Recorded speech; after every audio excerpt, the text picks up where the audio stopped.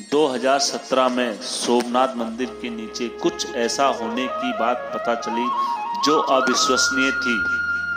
उसके बाद सोमनाथ मंदिर के ट्रस्ट की मीटिंग बुलाई गई, जिसमें देश के प्रधानमंत्री नरेंद्र मोदी जी पहुंचे और सुभाष पाठक जी के साथ और पुरातत्व विभाग को बुलाकर मीटिंग में सुझाव दिया गया। उसके बाद 5 करोड़ की मशीनें वहां लगा दी गई जांच के लिए। जांच के दौरान जो सच सामने आया, उस सच ने पूरी दुनिया को हिला के रखा और साथ में भारत सरकार को भी हिला के रख दिया। दोस्तों, आखिर ऐसा क्या निकला मंदिर में जिसने भारत सरकार को हिला के रख दिया और पूरे विदेश के वैज्ञानिकों को हिला के रखा? आइए मेरे साथ इस वीडियो में बने रहिए, मैं आपको सब बताता हूँ। तो मेरा हेमचू पहाड़ी चैनल में आप सभी का स्वागत है।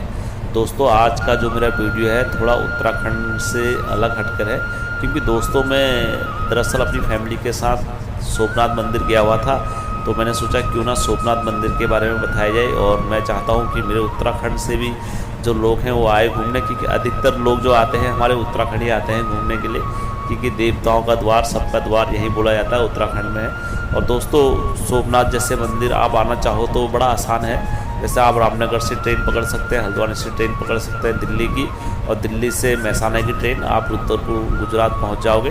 दोस्तों, गुजरात में घूमने के बहुत तीर्थ स्थल हैं, जैसे पहला नंबर का ज्योतिर्लिंग यहाँ है, पहला और 10वां नागेश्वर और सोमनाथ, और यहाँ पर द्वारिका हो गई। दोस्तों, यहाँ बस चलती है, आप बस कर लेंगे तो आपको सब जगह घुमा देंगे। दोस्तों आओ चलो मैं वीडियो स्टार्ट करता हूँ और अपने वीडियो में आता हूँ। सबसे पहला ज्योतिर्लिंग है सोमनाथ ज्योतिर्लिंग, नागेश्वरम, विश्वेश्वरम, त्र्यंबकेश्वरम, भीमशंकर, मल्लिकार्जुन, रामेश्वरम, ओंकारेश्वरम, बैजनाथ, विश्वनाथ, केदारनाथ। दोस्तों, ये 12 ज्योतिर्लिंगों की कहानी है। आओ मैं आपको सबसे पहले ज्योतिर्लिंग ले चलता हूँ गुजरात। दोस्तों, सोमनाथ मंदिर गुजरात राज्य के सौराष्ट्र क्षेत्र के वलावर शहर में समुद्र के किनारे स्थित है। वर्तमान समय में बनाया गया मंदिर देश की आज़ादी के बाद सरदार वल्लभ भाई पटेल जी ने इसे बनाया गया। इससे पहले इतिहास में यह मंदिर को कई बार बनाया गया और हर बार किसी आक्रमणकारी द्वारा यह मंदिर को तोड़ा गया। दोस्तों, हिंदू ग्रंथ के अनुसार यह मंदिर की स्थापना जो करी गई है वो स्वयं चंद्र देवता ने करी है। और दोस्तों, एक पुरानी कथा के अनुसार दक्ष प्रजापति जो ब्रह्मा जी के मानस पुत्र थे, उनकी 27 पुत्रियों का विवाह चंद्रदेव के साथ हुआ था। चंद्रदेव जो थे वो सबसे अधिक जो प्रेम करते थे वो अपनी बीबी रोहिणी को करते थे और अधिकतर समय अपनी पत्नी रोहिणी के साथ ही बिताया करते थे। तो देखते देखते जो उनकी और पत्नियां थी वो काफ़ी जलनशील और उनसे ईर्ष्या करने लगी। तो इस कारण वह अपने पिताजी के पास जाते हैं। दक्ष प्रजापति को जब वह सारा दुख अपना बताते हैं तो दक्ष प्रजापति स्वयं चंद्रदेव के पास जाते हैं और चंद्रदेव को परामर्श देते हैं, हे चंद्रदेव, आप सभी मेरी पुत्रियों के साथ एक सा व्यवहार रखें और न्यायपूर्ण बर्ताव करिए।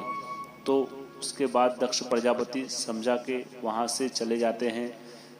फिर चंद्रदेव पुनः अपनी बीवी के साथ रहने लग जाते हैं, सभी के साथ। तो कुछ दिनों बाद फिर चंद्रदेव जो अपना अधिकतर समय था वो रोहिणी के साथ ही बिताया करते थे। तो यह देखकर उनकी जो और पत्नियां थीं फिर वह जलनशील हुई और उनके मन में ईर्ष्या जागी दोबारा से। वह अपने पिताजी के पास फिर दोबारा चले गए रोते हुए और उनके पिताजी को यह देखकर बड़ा दुख हुआ। जब उनके पिताजी दोबारा चंद्रदेव के पास जाते हैं और उन्हें कहते हैं, हे चंद्रदेव, मैंने आपको बार बार परामर्श दिया, आपको बार बार समझाया, आप नहीं समझे, इसलिए मैं आपको श्राप देता हूँ, आपको सही रोग हो जाए।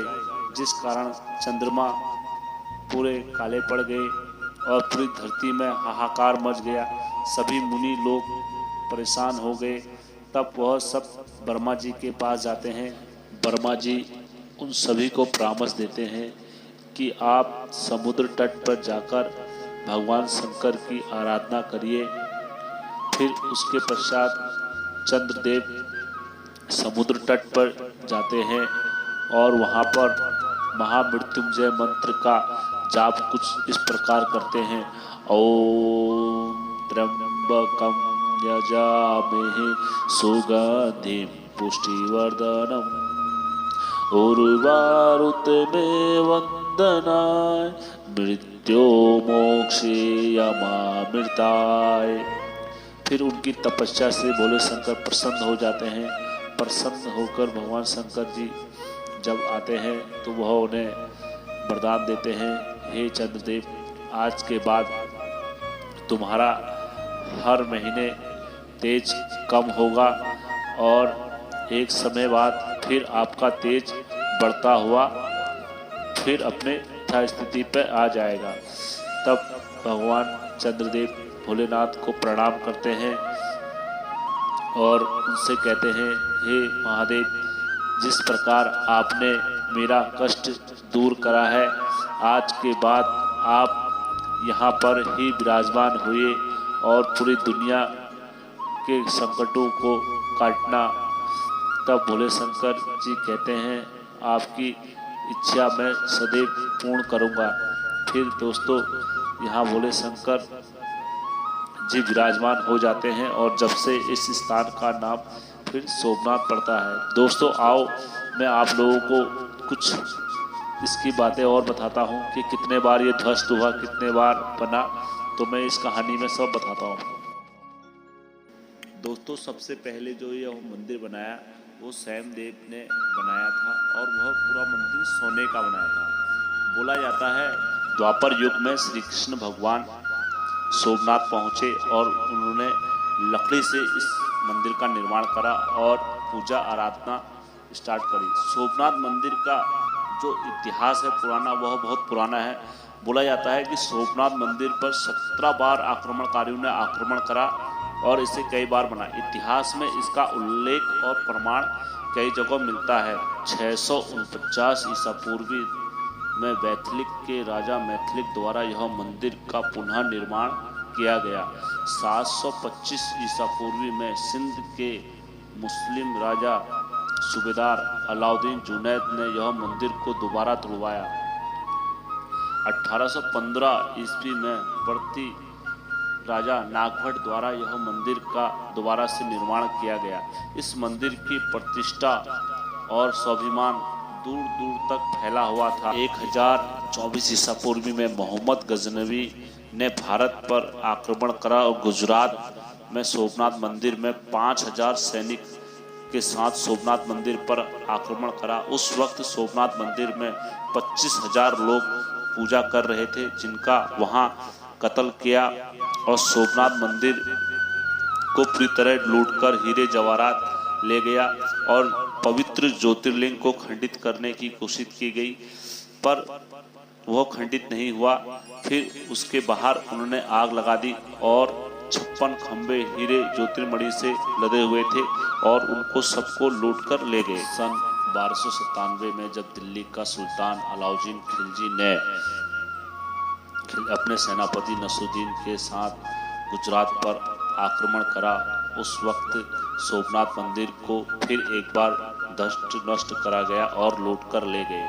सन 1395 में गुजरात के सुल्तान मुजफ्फर शाह ने भी इस मंदिर को जमकर लूटा।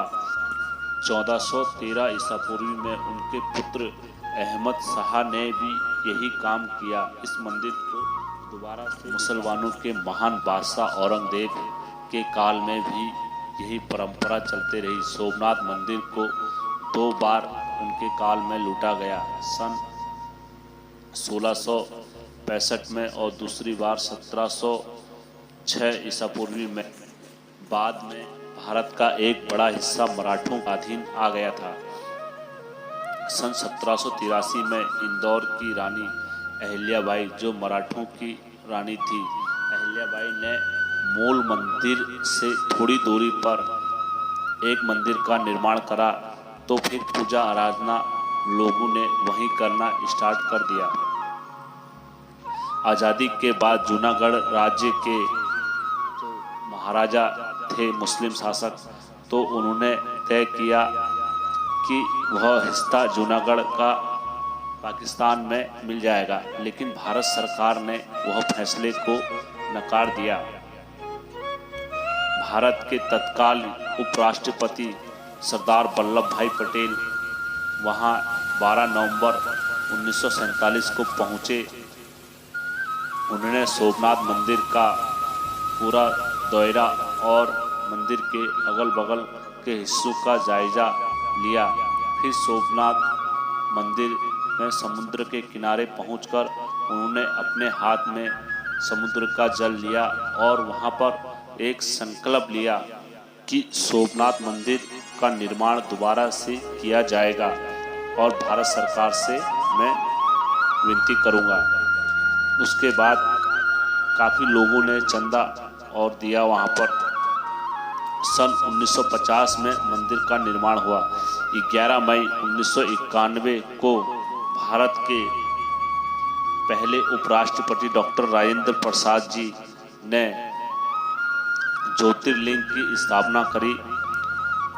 मंदिर का 1962 में पूरी तरह बनकर तैयार हो गया और भक्तों द्वारा वहां पूजा आराधना प्रारंभ की गई। दोस्तों आइए अब मैं सोमनाथ मंदिर के कुछ रहस्य आप लोगों को बताता हूं, और आप जब कभी सोमनाथ आओगे तो आपको किन किन स्थानों पर यहाँ घूमने जाना है वह मैं आपको सब वीडियो में बताता हूँ। सोमनाथ मंदिर के रहस्यों में आओ मैं आपको ले चलता हूँ। सोमनाथ मंदिर के बाहर से प्रांगण में एक स्तंभ बना हुआ है, जिस स्तंभ का नाम बाण स्तंभ कहा जाता है, और यह स्तंभ 6वीं शताब्दी से ही इसका उल्लेख ग्रंथों में मिलता है। इसका मतलब यह स्तंभ तब से ही वहाँ पर है। और यह भी एक रहस्य है, जानकारों द्वारा लोगों की यह बताया जाता है कि यह एक स्तंभ है, बाण स्तंभ बोला जाता है। इसके ऊपर सिरे पर एक तीर लगा हुआ है जो समुद्र की ओर इशारा करता है, और इसके तट पर नीचे एक श्लोक लिखा हुआ है, आसमान दक्षिण मार्ग पर्यटन मार्ग ज्योति मार्ग। इसका मतलब दोस्तों समुद्र के इस बिंदु से दक्षिण ध्रुव के बिंदु तक कोई इस मार्ग पर आपको पहाड़ का टुकड़ा या कोई इस मार्ग पर बाधा नहीं मिलेगी, यह सीधा ध्रुव तक जाता है। अब दोस्त वैज्ञानिकों के होश इसलिए उड़े हुए हैं दोस्तों, कैसे उस काल में लोगों को पता था कि दक्षिण ध्रुव कहाँ है, और उन लोगों को कैसे मालूम था कि धरती पूरी गोल है, और इस मार्ग पर एक भी रुकावट नहीं है। तो उस काल में लोगों को कैसे पता था? सबको हैरत में डाल के रख दिया। जिस मार्ग पर एक भी बाधा नहीं है और वह दक्षिण ध्रुव से बिल्कुल केंद्र पर मिलता है, और उसी केंद्र की सीध में ज्योतिर्लिंग स्थापित है। दोस्तों अब मैं आप लोगों को बताता हूँ कि समुद्र के नीचे आखिर ऐसा क्या रहस्य मिला जिसने सबके होश उड़ा के रख दिए। आज तक की रिपोर्ट के अनुसार 5 करोड़ की जो मशीनें अलग अलग इलाकों में लगाई गई थी, उन रिपोर्टों के अनुसार जो रिपोर्ट आई वह आश्चर्यजनक रिसर्च की गई। पहले GPR टेक्निक का इस्तेमाल किया गया, फिर रडार टेक्निक का इस्तेमाल करा गया, इंजेक्टर का भी इस्तेमाल किया गया, और अचानक से मंदिर के नीचे वाइब्रेशन मिलने लगा। 2 मीटर से 12 मीटर तक की दूरी पर GPR रडार गया। GPR मतलब ग्राउंड पेनेट्रिंग रडार टेक्नोलॉजी का इस्तेमाल कर बिना खुदाई के जमीन के 15 मीटर तक की जानकारी आसानी से ली जा सकती है। जब यह सब GPR टेक्नोलॉजी से शूट किया गया था, तब जहां पर ज्योतिर्लिंग है मंदिर के नीचे ठीक 3 मंजिला बिल्डिंग होने की खबर मिली, जिसमें पहली 2.5 मीटर ऊंची है और दूसरी मंजिल 5 मीटर ऊंची है और तीसरी मंजिल 7.5 मीटर ऊंची की गहराई में है। इस खबर ने सभी को हैरानी में डाल दिया। आखिर एक मंदिर के नीचे 3 मंजिल बिल्डिंग होना कोई आसान और कोई मामूली बात नहीं है। इस खबर ने सबको हैरानी में डाला। इस बारे में 3 मंजिल इमारत की खबर 32 पन्नों के साथ जब सोमनाथ ट्रस्ट को दी गई, उसके बाद जब वह खबर भारत सरकार को भी दी गई, तब स्वयं देश के प्रधानमंत्री वहां पहुंचे और इस पर मंथन किया गया। दोस्तों, आओ मैं आप लोगों को अब जब आप कभी सोमनाथ आओगे तो किन किन स्थलों पर यहाँ घूमने का स्थान है, मैं आप लोगों को वह बताता हूँ। आओ दोस्तों, सबसे पहले सोमनाथ मंदिर की बात कर लेते हैं। सोमनाथ मंदिर भगवान शिव का यहाँ जागृत ज्योतिर्लिंग है, जिनके दर्शन कोरोना के चलते हुए समय में थोड़ा बदलाव किया गया है। सबसे पहले सुबह के दर्शन सुबह 7:30 से 11:30 तक होते हैं।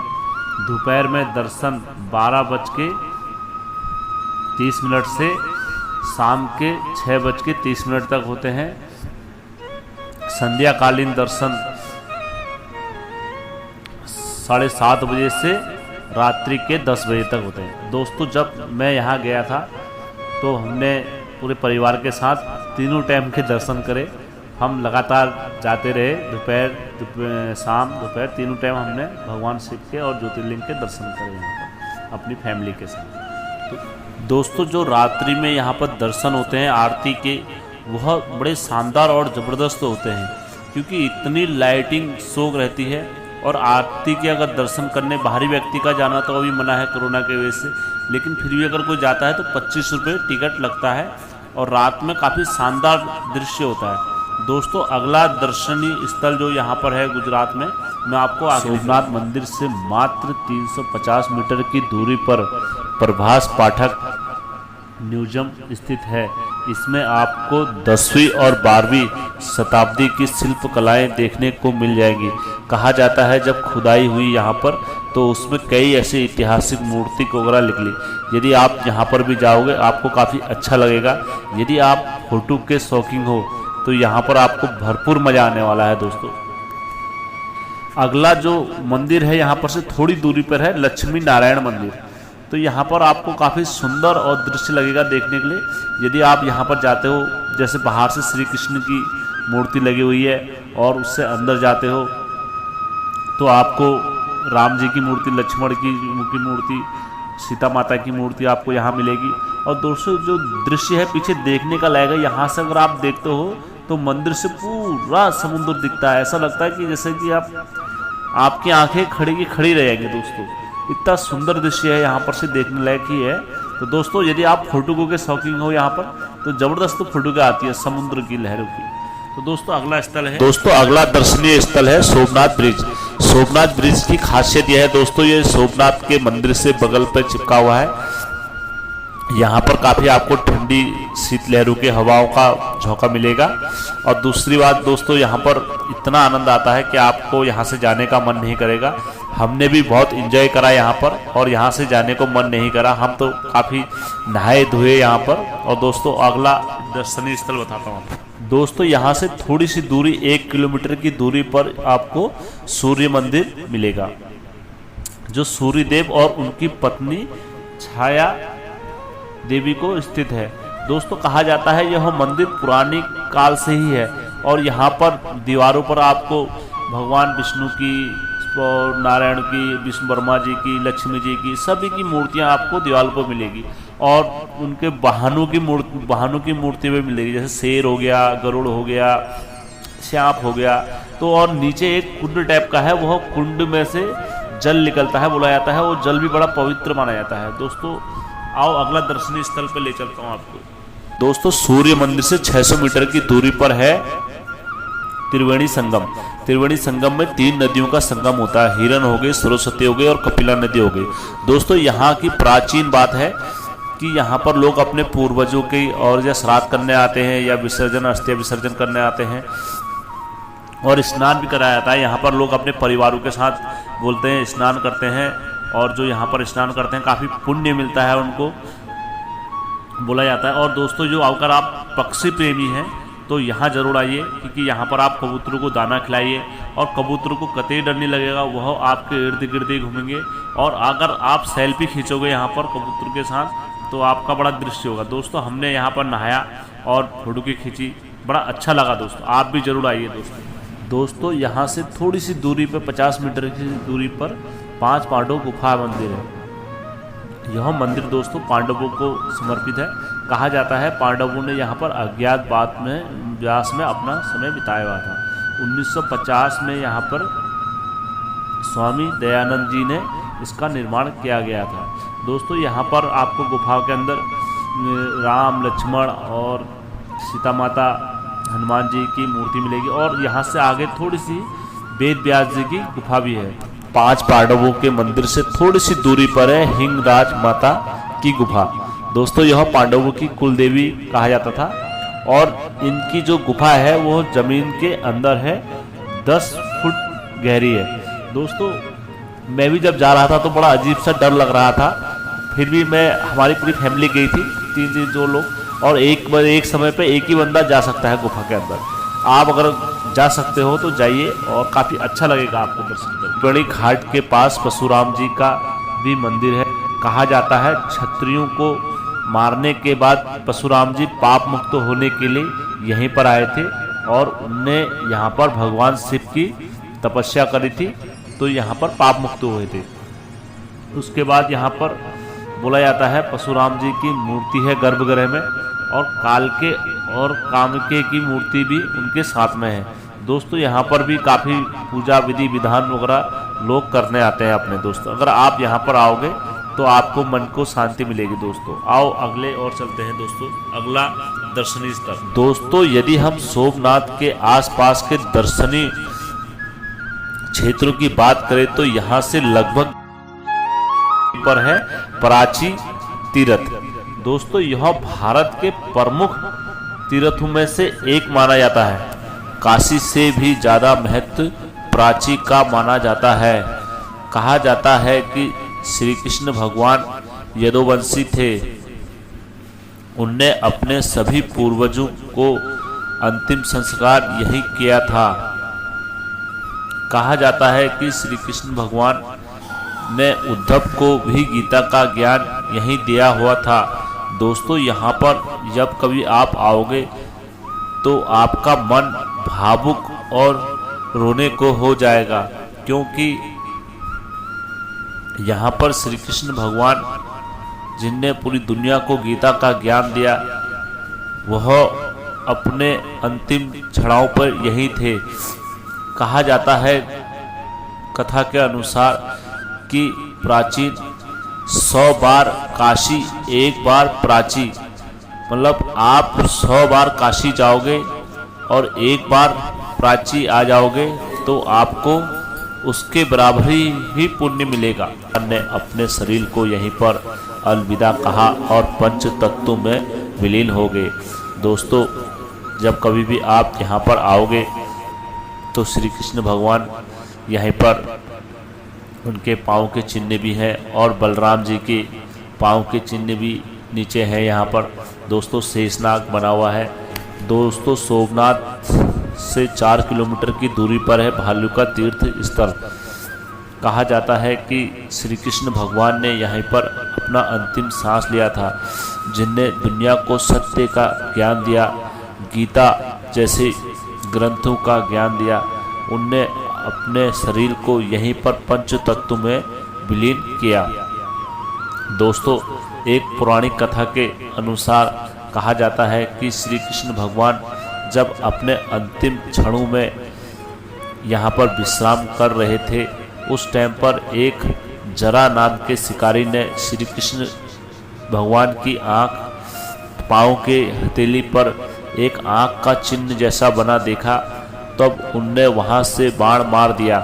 तब वह जब सामने आता है तब वह देखता है तो जोर जोर से रोने लगता है, लेकिन श्री कृष्ण भगवान को तो यह पहले से ही ज्ञात था।